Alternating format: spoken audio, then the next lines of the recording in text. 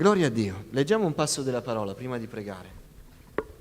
Leggeremo una storia nota questa sera. Avevo nel cuore di parlare di Gesù e lo faremo attraverso una storia dell'Antico Testamento che si trova nel secondo libro dei Re, al capitolo 5, la storia di Naaman, il lebbroso.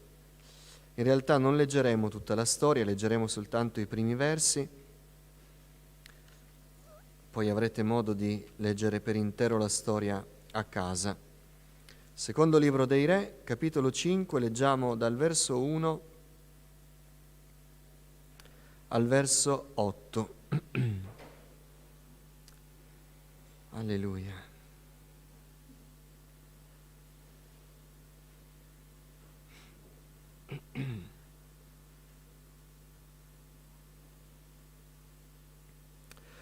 Naaman, capo dell'esercito del re di Siria, era un uomo tenuto in grande stima e onore presso il suo Signore, perché per mezzo di lui il Signore aveva reso vittoriosa la Siria. Ma quest'uomo, forte e coraggioso, era lebbroso. Alcune bande di Siri, in una delle loro incursioni, avevano portato prigioniera dal paese di Israele una ragazza che era passata al servizio della moglie di Naaman. La ragazza disse alla sua padrona: «Oh, se il mio signore potesse presentarsi al profeta che sta a Samaria, egli lo libererebbe dalla sua lebbra». Naaman andò dal suo signore e gli riferì la cosa dicendo: «Quella ragazza del paese di Israele ha detto così e così». Il re di Siria gli disse: «Ebbene va, io manderò una lettera al re di Israele». Egli dunque partì, prese con sé 10 talenti d'argento, 6.000 sicli d'oro e 10 cambi di vestiario, e portò al re di Israele la lettera, che diceva: «Quando questa lettera ti sarà giunta, saprai che ti mando Naaman, mio servitore, perché tu lo guarisca dalla sua lebbra». Appena il re di Israele lesse la lettera, si stracciò le vesti e disse: «Io sono forse Dio, con il potere di far morire e vivere, che costui mi chieda di guarire un uomo dalla lebbra? È cosa certa ed evidente che egli cerca pretesti contro di me». Quando Eliseo, l'uomo di Dio, udì che il re si era stracciato le vesti, gli mandò a dire: «Perché ti sei stracciato le vesti? Quell'uomo venga pure da me e vedrà che c'è un profeta in Israele». Fino a qui, accomodatevi. Ora noi sappiamo che il profeta Eliseo è figura di Cristo Gesù, per tanti motivi, nel contesto, quello che ha fatto, quello che ha detto. E questa sera noi abbiamo un profeta tra di noi, il nostro meraviglioso sommo sacerdote, abbiamo Cristo Gesù il Signore. Naaman aveva bisogno di guarigione.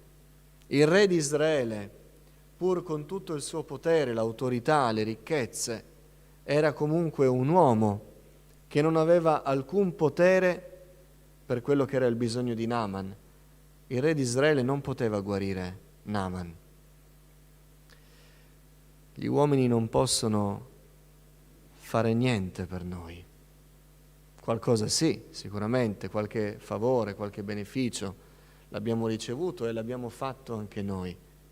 Ma ci sono delle cose nel profondo del nostro cuore, ci sono delle situazioni che viviamo nella nostra vita per le quali gli uomini non possono fare nulla. Solo Gesù può. E questa sera noi abbiamo un vantaggio rispetto a Naaman.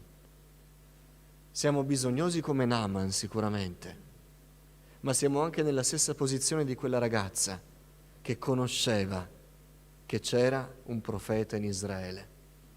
Naaman non lo sapeva e quindi andò dal re, dal suo re di Siria.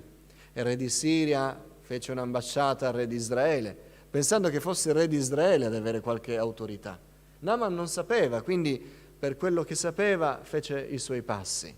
Quella ragazza però disse: c'è un profeta nel mio paese, c'è un Dio in cui io credo, che può fare qualcosa. Noi sappiamo tutto quello che sapeva quella ragazza. Noi non abbiamo bisogno di andare a qualche re di Siria, non abbiamo bisogno di rivolgerci a destra o a sinistra. Noi sappiamo questa sera, fratelli, sorelle, che c'è un profeta in Israele. Noi sappiamo che c'è Gesù, ed è Gesù tutto ciò di cui noi abbiamo bisogno. Per Naaman nessuno poteva fare niente tranne uno. E il messaggio era quello: Gesù è tutto quello di cui tu hai bisogno, Naaman, stava dicendo quella ragazza. Gesù è la soluzione alla tua disperazione. Gesù è la risposta alla tua domanda. È Gesù ciò di cui tu hai bisogno e di nient'altro. È a Gesù che devi andare e a nessun altro. E la buona notizia è che c'è un profeta in Israele e che tu sai dove devi andare per trovarlo, che per noi non è la Palestina questa sera, ma è proprio qui, dove 2 o 3 sono radunati, egli è lì in mezzo a loro. È la promessa del Signore. E infatti Eliseo rimproverò il re, dicendo: ma perché ti sei stracciato le vesti? Tu, proprio come quella ragazzina, dovresti sapere. C'è forse qualcuno questa sera che è dubbioso riguardo al fatto che Gesù è tra di noi? C'è forse qualcuno che è preso così tanto dalle conseguenze del fallimento da stracciarsi le vesti e dire: che cosa posso fare io? Che cosa può fare questa riunione di preghiera? Che cosa possono fare questi pochi che si sono riuniti per pregare? Siamo forse noi onnipotenti? Siamo forse noi capaci di muovere il braccio di Dio? È vero, noi non possiamo fare nulla. Ma Eliseo disse al re: ma perché ti stai disperando? Non ti ricordi che c'è un profeta in Israele? Mezza cosa giusta e mezza cosa sbagliata. La mezza cosa giusta è che tu davvero non puoi fare niente. Ma la mezza cosa sbagliata è che ti sei dimenticato e che sei alla presenza di chi può fare tutto. C'è un profeta in Israele.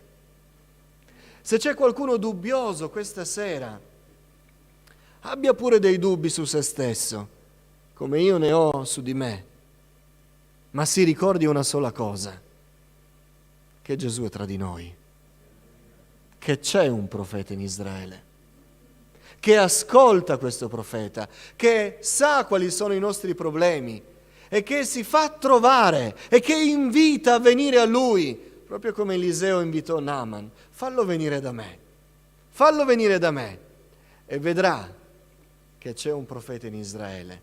Non disse: e vedrà se c'è un profeta, e vedrà che c'è un profeta in Israele.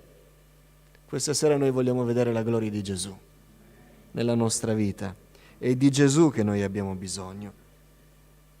Ed è Gesù l'unica risposta che noi vogliamo ricevere, perché è l'unica risposta che può trasformare le cose.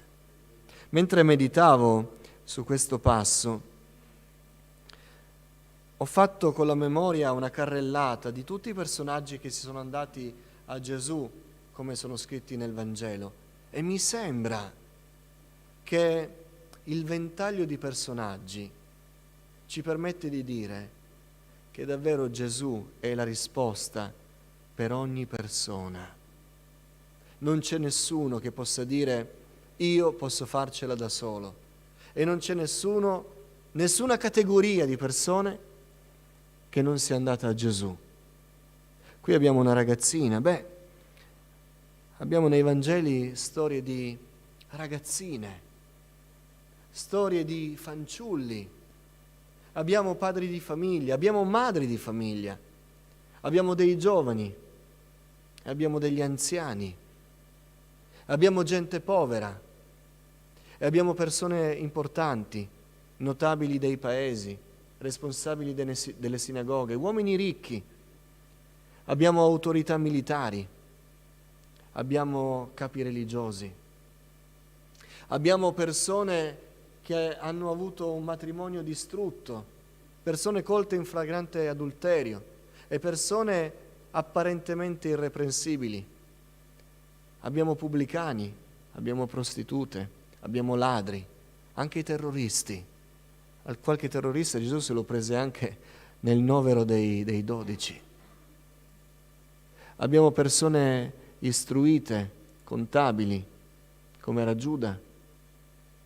Abbiamo uomini anziani come Nicodemo, che andarono nel cuore della notte. Abbiamo anche neonati, anche fanciulli in età, diremmo noi oggi, prescolare. Vi ricordate quando i bambini giocavano nelle piazze e correvano da Gesù?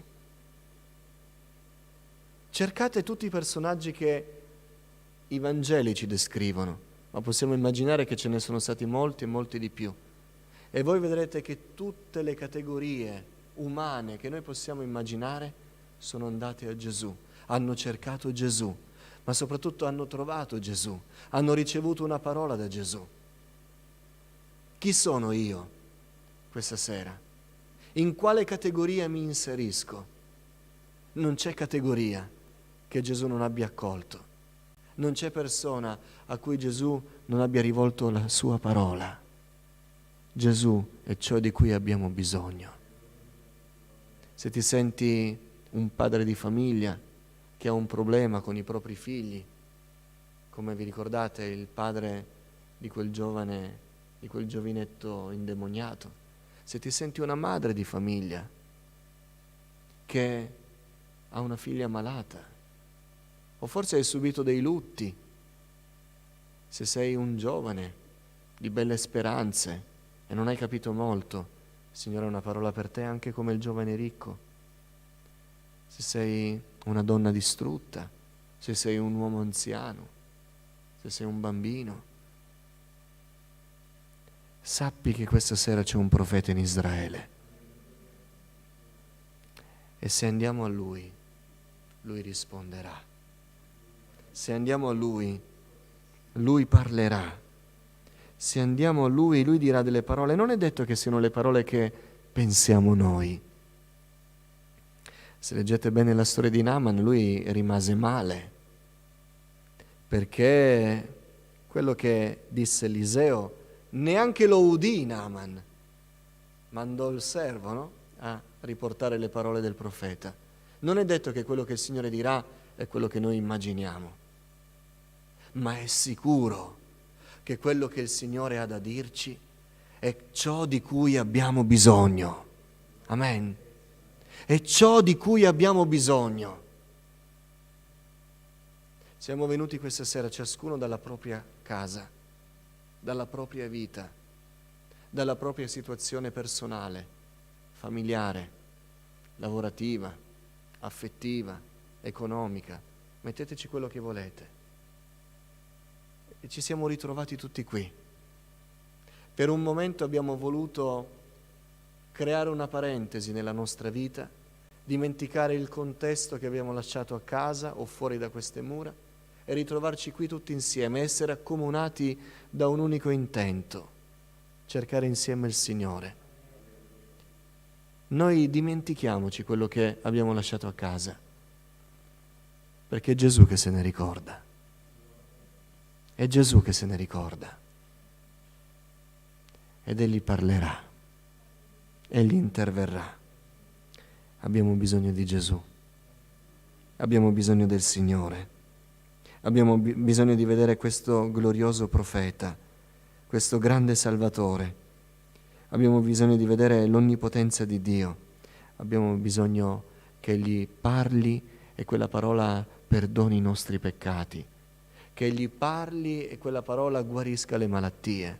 Che Egli parli ed Egli intervenga nelle situazioni disperate. Che si sappia che c'è un profeta in Israele. Amen. Che si sappia che c'è Gesù tra di noi, che ognuno di noi soprattutto lo sappia, ed Egli interverrà.